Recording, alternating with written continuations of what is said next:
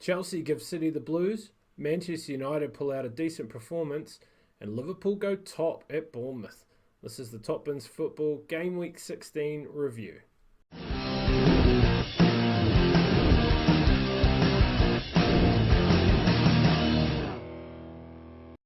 Hey team, welcome back. It's just me, your boy Dave here by myself. Mike is in LA. I would imagine he's probably taking down some In-N-Out burger, enjoying some sunshine and some California hospitality, maybe some California love, if you will.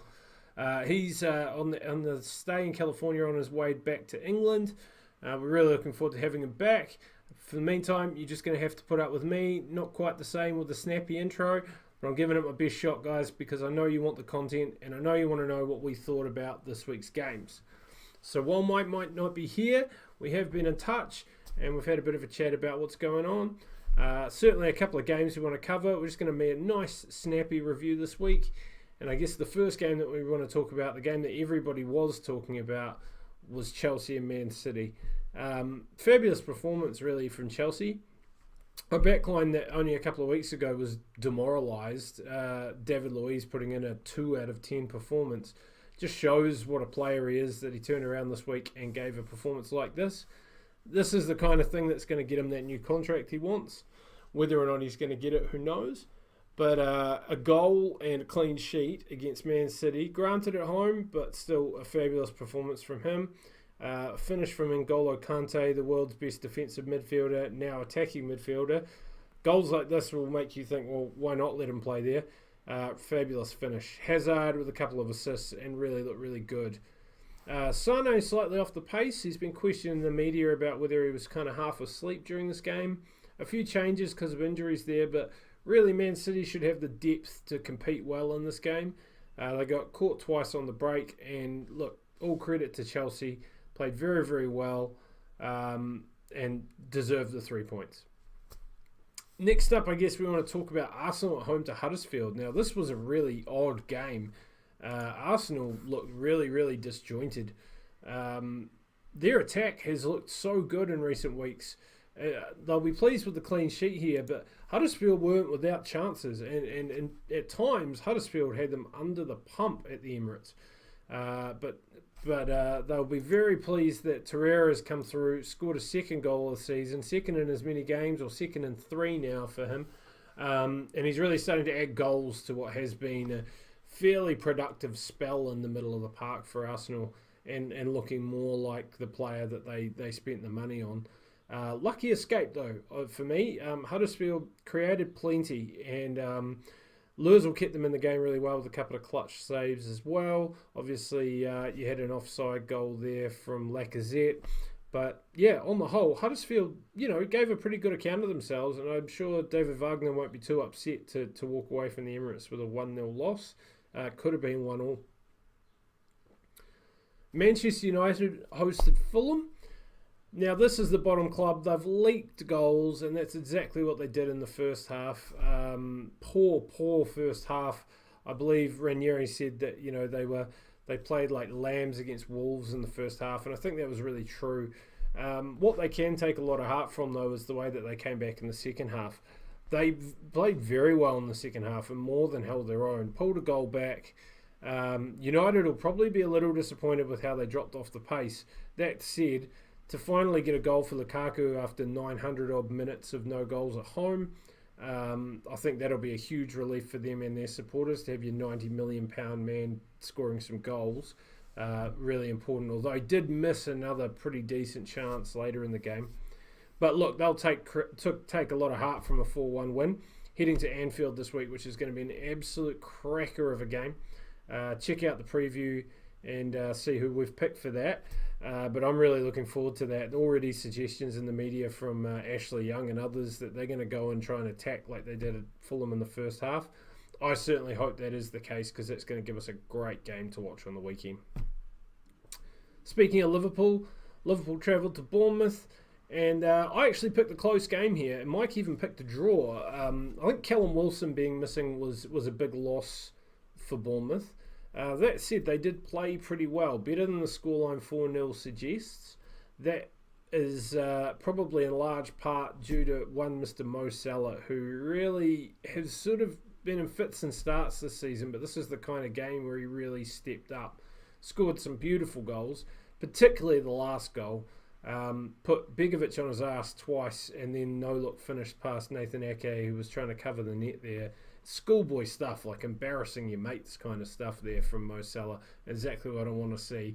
But then a touch of class from the man, refusing the Man of the Match award in favour of his teammate James Milner, who gets a tip of the cap from me this week. 500th Premier League appearance, only the 13th player to do that. And if you look at that list, it's a pretty nice list of players. James Milner really deserves all the accolades.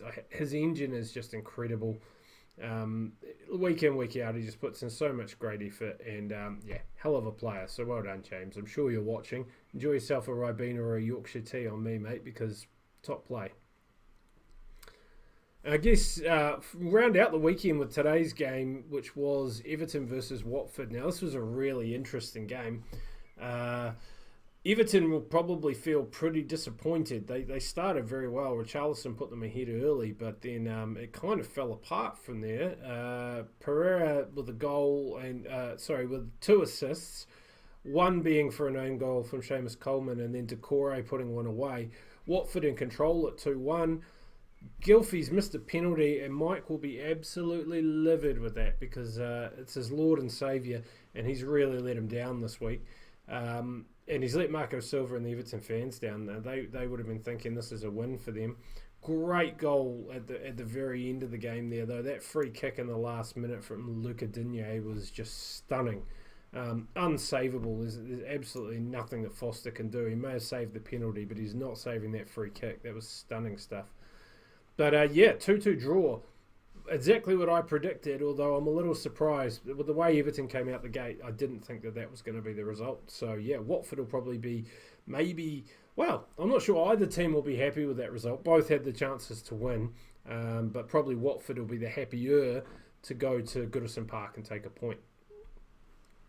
So just quickly wrapping up the other games from the weekend.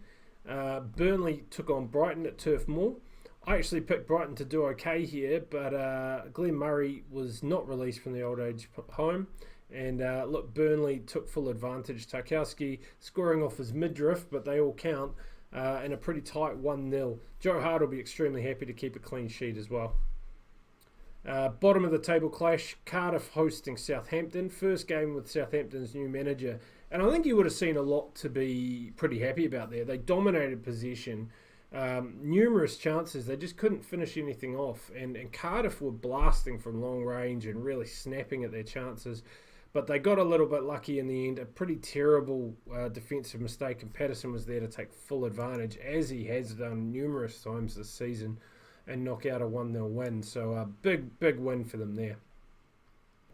One of the better games to watch this weekend was certainly at West Ham. West Ham taking on Crystal Palace. West Ham coming out 3-2 winners in this game, and it was a tight affair, but there were some nice goals. Felipe Anderson and Snodgrass's goals were great, but I think special credit has to be Chicharito's goal. Real poacher's instinct, this kind of goal. Not only does he loses everyone on the wall and ghosts in, but it's more about how he manages to get that shot off so quickly, so reactionary. That for me was the pick of the goals in a pretty good game. West Ham, deserved 3-2 winners. Spurs travelled to the King Power. Obviously Leicester at home, not an easy prospect. And you see Johnny Evans having a game here for Leicester, which is pretty rare at the moment. And it was a fairly good affair, but your boy Son is just absolutely killing it at the moment. He has got to be one of the form players in the league right now, and I hope your fantasy team's got him because he has been worth every penny at the moment. And again, a beautifully taken goal. Dele Alli with another. And look, Son with an assist as well. He's fantasy gold right now. He's in red-hot form. Spurs have got some great fixtures coming up in this congested period over Christmas. And you've got to feel with them in the form they're in. Harry Kane having a bit of a rest as well. He's in great form. Dele Alli in great form. Spurs are looking good at the moment. And truth be told, I think they'll be pushing hard on taking maximum points from this Christmas period. And rightfully so if they keep playing like this. Last game to talk about, Wolves travelled to Newcastle. Look, Wolves, fabulous in midweek, and you had to think that they'd take some of that spice with them, and they certainly did do exactly that. Perez pulled a goal out for Newcastle, but Jota had one for Wolves, and it looked to be a bit of a stalemate going in right into the end. And your man Doherty, who's been there, done that for Wolves for years, as he does, he's always lurking at the back post, ready to be there as your extra man, your wing back pushing forward, and it really paid off where he got to tap home and bring home all 3 points for Wolves. For Wolves' sake, I certainly hope that this is going to put to bed that little bad spell they had. A couple of wins on the bounce certainly helps them out. Poor old Rafa, same old from Newcastle, threatened in patches, but yeah, on the whole, not really a great deal going on there. Lovely little moving flicked header from Perez, but really apart from that, they didn't offer a great deal. Dubravka has got to take some plaudits though. He pulled off a couple of absolutely stunning saves, and yeah, look, he's keeping them in games at the moment. Still looks to be a great signing. All right, well that wraps us up for this week. Another review done, obviously in super quick time, and I do apologise that it's just me and there's not the usual banter between me and Mike. But you know, I have the better banter anyway, so if you've got to have one of us, it's better to have me. Hopefully we'll have him back for the next game week review. I really hope so. It's always much more fun when Mike's on board, but we do want to bring you that content every week. We don't want you missing out ever, and look, we'll get something to you no matter what. Keep your eyes out for the game week preview. That'll be out in the next day. Make sure you go down to our Facebook.com/Topbins Fantasy. Get involved in all the banter, get involved in all the fun there. Bit of subtle ribbing at Mike maybe for taking a holiday during the busiest time of the season. And look, we'll be back for the preview to give you all our thoughts on what we think is coming up ahead. And we'll be back next week for the review as well. Top Bins football right through the Christmas period. We'll be here for you. Stay with us. Cheers, team. I say walk like they talk like they know. Talking like they know. What do they know?